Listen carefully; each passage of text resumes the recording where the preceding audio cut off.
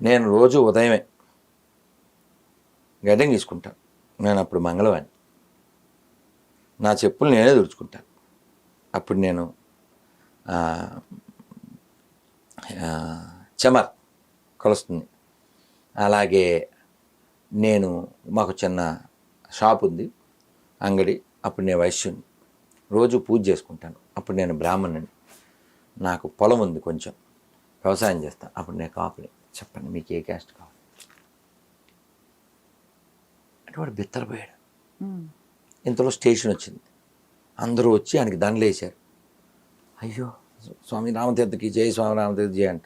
అయ్యో సార్ మీరు ఎవరు తెలియదు సార్, క్షమించండి సార్, నేను ఇంత గొప్పవాడిని తెలియక అని అతను అన్నాడు. ఆ మూర్ఖుడు అంటే క్షమించడం ఏం లేదు, గొప్పలు చెప్పుకోవడం మాని, అదే క్షమించడం అన్నారు. 600 ఏళ్ల క్రితం చెప్పారమ్మా అన్నమయ్య. మనం పాట కూడా విన్నాం. బ్రహ్మమొక్కటే పరబ్రహ్మమొక్కటే పరబ్రహ్మమొక్కటే, నిండార రాజు నిద్రించు నిద్రయునొకటే, అండనే పండుండే బంటు నిద్రయునొకటే, మెండైన బ్రాహ్మణుడు మెట్టు భూమి ఒకటే, చండాలుడుండేటి సడి భూమి ఒకటే, బ్రహ్మమొక్కటే పరబ్రహ్మమొక్కటే పరబ్రహ్మమొక్కటే. ఎంత స్పష్టంగా చెప్పారమ్మా. మీకు సందర్భం వచ్చింది కానీ మళ్ళీ ఇంకోటి కూడా చెప్పబుద్ధిస్తుంది. ఎప్పుడో 30 ఏళ్ల క్రితం చదివాను. మీరు రామేశ్వరం వెళ్ళారమ్మా?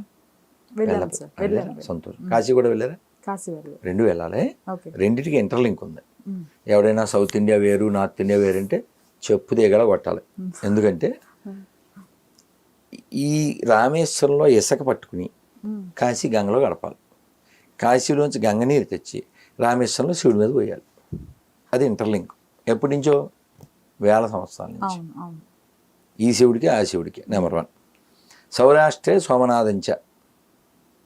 సౌరాష్ట్రం అంటే రేపు వెళ్తున్నాం సోమనాథ్, రేపు నర్మదా.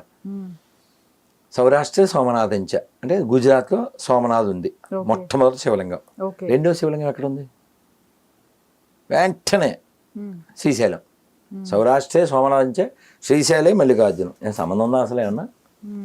గుజరాత్ ఎక్కడ ఉందా, ఆంధ్రప్రదేశ్ ఎక్కడ ఉంది కదా? జ్యోతిర్లింగాల్లో మొదటిది గుజరాత్, రెండోది శ్రీశైలం, మల్లికార్జున. రెండో పాయింట్. ఓకే. రామానుజాచార్యులు ఎక్కడ? సౌత్ తమిళనాడు. మధ్వాచార్యులు ఎక్కడ? కర్ణాటక. శంకరాచార్యులు వారు ఎక్కడ? కేరళ. మరి శంకర సాంప్రదాయం, రామానుజ సాంప్రదాయం, మధ్వ సాంప్రదాయం ఉత్తరాదిలో కూడా ఉంది. తెలంగాణకు వస్తే కొంపల్లి మాధవీలత గారు ఒక బాణం వేసినట్లు ఒక వీడియో వైరల్ అవుతుంది సోషల్ మీడియాలో. దానికి సంబంధించి ఈసీకి కంప్లైంట్ చేశారు, ఎఫ్ఐఆర్ కూడా నమోదు చేశారు ఆవిడ పైన. దేనికి? చిత్రం. ఏం చేసింది ఆవిడ? ఏమన్నా అందా? హింసను ప్రేరేపిస్తుంది. ఎలా ఎలా ఏమన్నా అందా? ఒక సైన్ బాణం వేసినట్లు. కాదండి, బాంబులు ఎత్తేనే ఎఫ్ఐఆర్ లేవు. ఆడపిల్లని నడి రోడ్డు మీద నరికేస్తేనే ఏమీ లేదు. బాణంతో ఫోజు కొడితే ఎఫ్ఐఆర్లు కట్టగలిగారు వీళ్ళు. మరి రోడ్ల మీద చేసే అరాచకాలకి ఏమైనా కడుతున్నారా? అయితే ఇందాక ఎవరో చెప్పారు, ఆవిడ వస్తే మాతో కరెంటు బిల్లు కట్టేస్తుంది, అందుకని మేము ఆవిడ సపోర్ట్ చేయమన్నట్టుగా. అంటే చదువుకున్న వాళ్ళు వేరుంటారు, చదువుకున్న ఆడవాళ్ళు ఆవిడకి మద్దతుగా మాట్లాడడం నేను చూశాను. ఈవెన్ నేను ముస్లిమ్స్. ఇంకా చదువురాని బ్యాచ్ ఈ కరెంటు బిల్లు కట్టడానికి వెళ్తే కొట్టే బ్యాచ్ ఉంటారు కదా, వాళ్ళకి నచ్చరు కదమ్మా, సహజం కదమ్మా. ఎప్పుడైనా దొంగడు అంటే ఎవరికి నచ్చుతుంది? నచ్చదుగా. బాగుంది. ఇలాంటి వాటికి ఎఫ్ఐఆర్ కడుతున్నారన్నమాట. బాగుంది. కానీ గురువుగారు, ఏపీ సీఎం జగన్మోహన్ రెడ్డి గారి పైన స్టోన్ అటాక్ ఒకటి జరిగింది. అది అసలు ఆంధ్రప్రదేశ్ భవిష్యత్ని, రాజకీయాల్ని ఎలా తీసుకెళ్తుంది అంటారు? బాబాయ్ కాదమ్మా, ఇప్పుడు స్టోన్స్తో కొట్టి గుళ్ళు బద్దలు కొట్టి స్టిల్ 5 days అయినా ఆ గాయం కూడా తగ్గలేదని చెప్పేసి. అసలు నేను ఏదో ఫోటో చూశానులే, ఓకే. ఒక 15-20 మంది డాక్టర్లు మధ్యలో ఉన్నారు వారు. ఏమిటో మరి మనకు తెలియదు ఆ గాయం వెనకాల అంత మంది డాక్టర్ల కృషి ఏమిటో మరి, వాట్ ఎవర్ ఇట్ మేబీ.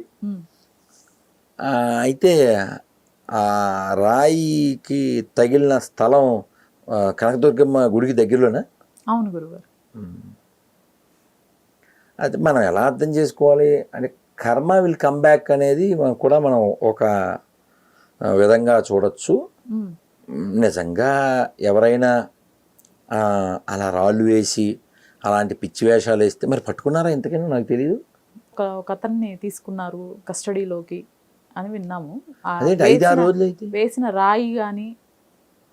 వేసిన రాయి కనిపించలేదు.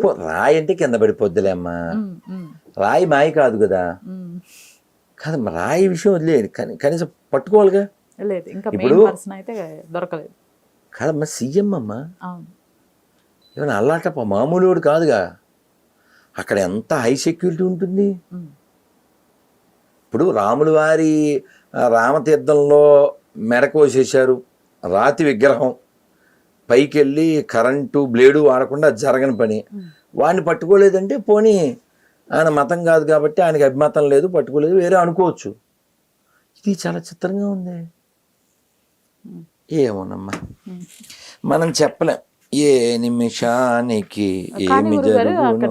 విజయవాడ ఇంద్రకీలాద్రి అని ఎందుకు తీసుకున్నారు పాయింట్ అంటే గతంలో అమ్మవారి గుడిలో రథం, అక్కడేవో వెండి విగ్రహాలు, వెండి సింహాలు మిస్ అయిపోయినాయి కదా. మళ్ళీ వచ్చినట్టు తెలీదు.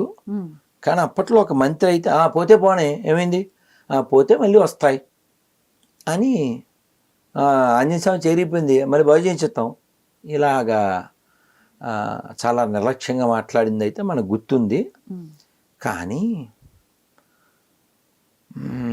కాలం కొంత మనం ఎదురు చూస్తే సమాధానం చెప్తుంది, మనం ఓపికగా ఉండాలి. ఇప్పుడు మన గుడి ద్వారా ఎవరైనా బెనిఫిట్ అవుతున్నారు తప్ప నష్టం అయితే లేదు. గుడికి మాత్రం అందరూ నష్టం చేస్తున్నారు. గుళ్ళో డబ్బులు ఎత్తుకుపోతారు, ఎవడొస్తే వాడు పథకాలకి వాడికి వాడేసుకుంటాడు, వీడు వాడు అంటూ తేడా లేకుండా.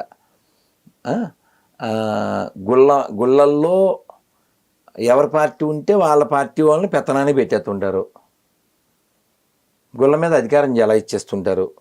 మొన్న ఎక్కడ కాకినాడలో ఎక్కడో పూజారిని జంజం తెంపేయడం, కొట్టేయడం, ఇంకా భీమవరం దగ్గర ఒక చోట ఇలా రకరకాలుగా ధర్మనాశనం చేయడానికి కంకణం కట్టుకుని పనిచేస్తున్నారు. కానీ ధర్మదేవత